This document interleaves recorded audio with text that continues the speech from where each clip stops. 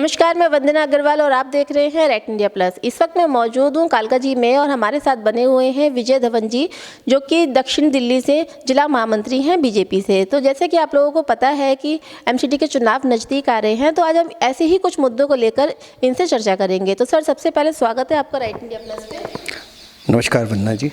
Sir, चुनावी आयोग है उसने एक भारी फेरबदल किया है, दिल्ली के हर वार्डों में देखने को मिल रहा है। तो आपका जो जिला है उसकी क्या मौजूदा स्थिति है? देखिए, जो इलेक्शन कमीशन ने अभी रिजर्वेशन निकाला है उसका हम स्वागत करते हैं और जिस तरीके उन्होंने जो दिशा निर्देश दिए हैं उसका हम पालन करेंगे। और जैसे दक्षिण दिल्ली जिला की आप मेरे से बात कर रहे हैं, महामंत्री होने के नाते मैं ये कहूँगा कि हमारे पास जैसे 9 सीटें जनरल हैं, 8 सीटें महिलाओं के लिए रिजर्व हैं, बाकी 80 के लिए हैं।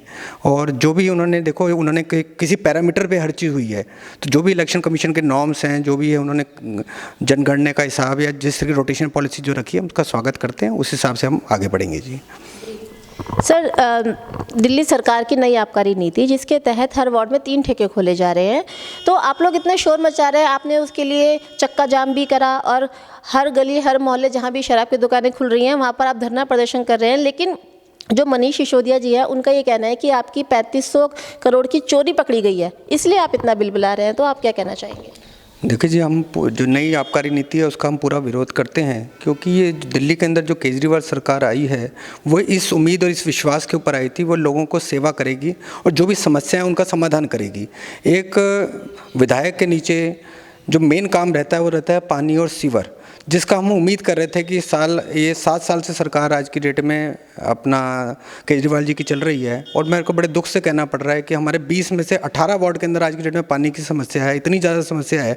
और नई जो एक चीज़ जो देखने में आती है कि जो ये टैंकर माफिया हैं वो इतना भारी हैं हर चीज़ के ऊपर और इतना उन्होंने भ्रष्टाचार कर रखा है कि लोगों को पानी के लिए इतना जूझना पड़ता है। दिल्ली जैसी जगह के अंदर रहकर सुबह से शाम तक वो फ़ोन करते हैं कि हमें टैंकर मिल जाए, और वो टैंकर कहीं ना कहीं बेच के निकल जाते हैं, लेकिन लोगों को पानी नहीं मिल पाता। और एक खुद आप लोगों को भी वहाँ उस एरिया में संगम विहार देवली में जाना रहता होगा, वहाँ पर जो हालात है, एक एक टैंकर के अंदर 100-150 पाइप डल जाते हैं और किस तरीके हमारी माताएँ बहनें परेशान होती हैं पानी के लिए। और पानी ही एक ऐसी समस्याओं का जड़ है। मैं कहूँगा कि अगर साफ़ पानी हमें मिलना चाहिए था, और जो इस सरकार से हम उम्मीद करते थे कि अच्छा पानी और एक साफ़ पानी हमें मिलता, और यही दिक्कत जो हमारे ऑर्गेनाइज वार्ड हैं जैसे कि कालकाजी भी हो गया और श्रीनिवासपुर भी हो गया, यहाँ भी पुरानी 50-50 साल की पाइपें हैं जो हम उम्मीद करते थे कि ये लोग आए हैं तो कुछ बढ़िया करके दिखाएंगे, लेकिन उसको बढ़िया करने के बजाय वो स्थिति आज की डेट में पहले से वर्स्ट हो गई। लेकिन ये आज शराब के ठेके खोलना चाह रहे हैं। इन्होंने पहले ठेके सारे बंद करके इन्होंने वहाँ पर नए 850 ठेके खोलने जा रहे हैं, जो कि और उसको पॉलिसी के हिसाब से कि एक वार्ड में 3 होना चाहिए। अगर इनको पॉलिसी रखनी थी तो कम से कम रखते कि पानी सबको जरूर मिले, सिस्टमेटिक अगर इन्होंने पानी का डिस्ट्रीब्यूशन करते तो मुझे ज़्यादा खुशी होती। ये शराब का डिस्ट्रीब्यूशन करना चाहते हैं, दिल्ली को शराब की नगरी बनाना चाहते हैं, जो बहुत दुख की बात है। हम उसका विरोध करते हैं। और आप खुद देखते हैं कि अनऑथराइज वार्ड में जो हाल है, आदमी पूरे दिन के अंदर 200-400-500 रुपये कमाता है और उसको शराब में लुटा देगा, वो क्या खाएगा और क्या अपने परिवार को देगा। तो हम शराब नीति का पूरा विरोध करते हैं, क्योंकि ये बिल्कुल ही जन के लिए तकलीफ देगी, और जिसके लिए हम पूरा विरोध पहले भी करते रहे और आगे भी करते रहेंगे, और इसे हम दिल्ली में लागू नहीं होने देंगे। ऐसा हमारा कमिटमेंट है जी। सर, बात करें कोरोना की। जब कोरोना आया था तो पूरे विश्व भर में एक खलबली सी मच गई थी। उससे पहला कोरोना आया, बहुत सारी जानें गई, बहुत ज़्यादा दिक्कतें हुई। फिर कोरोना की दूसरी लहर आई जिसमें ऑक्सीजन की कमी लेकर आई, वो अपने साथ में काफ़ी लोगों ने अपनी जानें गंवाई।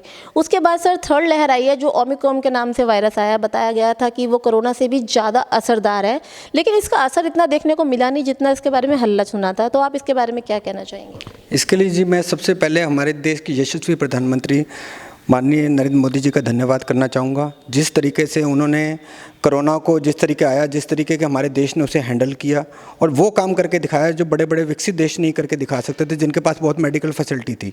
तो ये एक तो हमने कोरोना को जिस तरीके हैंडल किया, और इसका जो आज हम जो इतने बड़े वायरस को ओमिक्रॉन को हम फेस कर पा रहे हैं, उसका मुख्य कारण जो मैं समझता हूँ कि जो हमें जो टीका की जो वैक्सीनेशन ड्राइव जिस तरीके से जिस कामयाबी से पूरे देश भर में चली है, दिल्ली के अंदर चली है, उसका पूरा श्रेय हमारे प्रधानमंत्री जी को जाता है कि आज 2 वैक्सीनेशन लगी है, हमारी अपने आप एंटीबॉडी बनी हुई है कि हम इस वायरस को झेल पा रहे हैं, तभी आज हम सुरक्षित हैं। तो उसके लिए मैं प्रधानमंत्री जी का पुनः धन्यवाद करना चाहूँगा जी।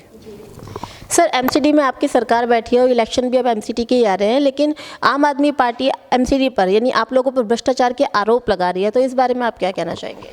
देखो करके दिखाएंगे, लेकिन एमसीडी ने जो कोरोना दौर के अंदर एक मिसाल प्रकट करके दिखाई है कि जब लोगों के घर लोग जा नहीं पाते थे तब उन लोगों ने लोगों का कूड़ा उठाया, किस तरीके सफाई व्यवस्था को बना के दिया है। इतने सख्त दौर में जो काम करके दिखाया वो अपने आप में मिसाल है। मैं यही कहूँगा कि ये जो हमारे कोरोना वॉरियर्स हैं, जो एमसीडी के लोग, जिस तरीके उन्होंने काम किया, एक अच्छा काम किया है। और मैं पुराना दौर आपको याद जरूर कराना चाहूँगा, अगर आपने ये प्रश्न किया है, कि एक दौर होता था जब कांग्रेस सरकार थी कि एक टाइम के अंदर कागजों पे सड़कें बन जाती थी, कागज, और फिजिकली वो सड़क नहीं बनती थी। लोग जो सैलरी मिलती थी सफाई कर्मचारियों को, वो ठेके के हिसाब से 20 आदमी की सैलरी जी उनको मिल गई जी। लेकिन ये एमसीडी की सरकार के आने के बाद ही ये पॉसिबल हो पाया कि क्या कहते हैं, वहाँ पर जो भी आते हैं 9 बजे जाकर उनका अंगूठा लगेगा, शाम को 5 बजे जाएंगे तो अंगूठा लगेगा। वो आदमी पूरा दिन ड्यूटी कर रहा है, तब उसकी महकाना उसको मिल रहा है। लेकिन सब काम कागजों में ही चल रहा था, 5 आदमी काम कर रहे हैं, 20 के पैसे जा रहे हैं। तो एक व्यवस्था खड़ी करी है, ये एमसीडी की वजह से दिल्ली में व्यवस्था खड़ी हो पाई है। और एक मैं सल्यूट करता हूँ एमसीडी के सभी वॉरियर्स को, जिन्होंने एक बहुत ही मजबूती से काम करके दिखाया। और हम उन्हीं के काम को लेकर आज हम लोगों के बीच में जाएंगे और एक सफलता हासिल करेंगे जी। सर, दिल्ली नगर निगम चुनाव को लेकर आम आदमी पार्टी बहुत शोरगुल मचा रही है, ऐसे में आपके लिए एक चुनौती साबित हो रही है, तो किस बारे में क्या कहेंगे?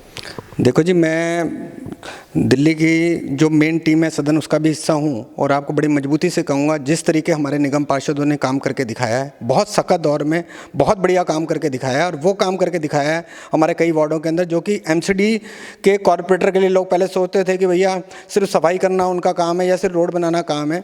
उन्होंने बहुत बढ़िया काम करके दिखाया है। कहीं पर हमारी डिस्पेंसरियाँ बन रही हैं, कहीं पर हमारा फिजियोथेरेपी सेंटर बन रहे हैं। वो काम जो कि काउंसलर के लिए होते नहीं थे, वो जो एमएलए के काम थे, वो आज की डेट में हमारे काउंसलर कर रहे हैं।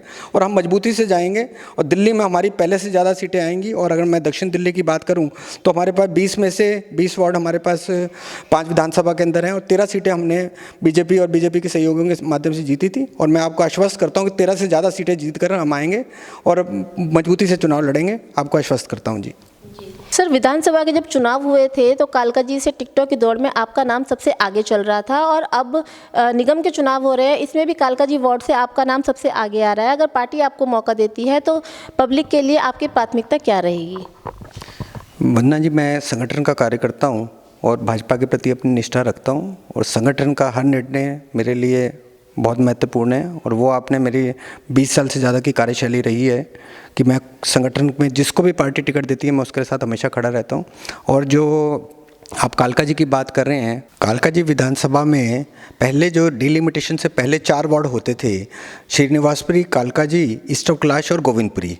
लेकिन उस समय जब इलेक्शन कमीशन ने डिलिमिटेशन हुआ, उससे पहले जो कालका जी का एरिया है उसमें आधा एरिया है वो ईस्ट ऑफ कैलाश वार्ड में होता था और आधा एरिया ईस्ट ऑफ कैलाश का उसके अंदर आता था। लेकिन जनसंख्या के बेस पर इलेक्शन कमीशन ने जब इसके 3 वार्ड बनाए तो उन्होंने ईस्ट ऑफ कैलाश वार्ड खत्म कर दिया। तो हमारे पास जो श्रीनिवासपुरी, कालका जी और गोविंदपुरी 3 वार्ड रह गए। और तीनों एरिया के अंदर एक पंजाबी बाहुबल इलाका है और लोगों से मेरा पुराना परिचय है, लोगों से मिलना जुलना मेरा हमेशा से रहा है, उनकी समस्याओं के साथ हमेशा मैं खड़ा मिला हूँ। और अगर मौका मिला तो मैं उनको एक अच्छा काम और सेवा करके मैं दिखाऊंगा और उनकी समस्याओं को समाधान करके दूंगा जी। इस वीडियो को लाइक करें, हमारे चैनल को सब्सक्राइब कर बेल आइकन जरूर प्रेस करें हमारी न्यू वीडियो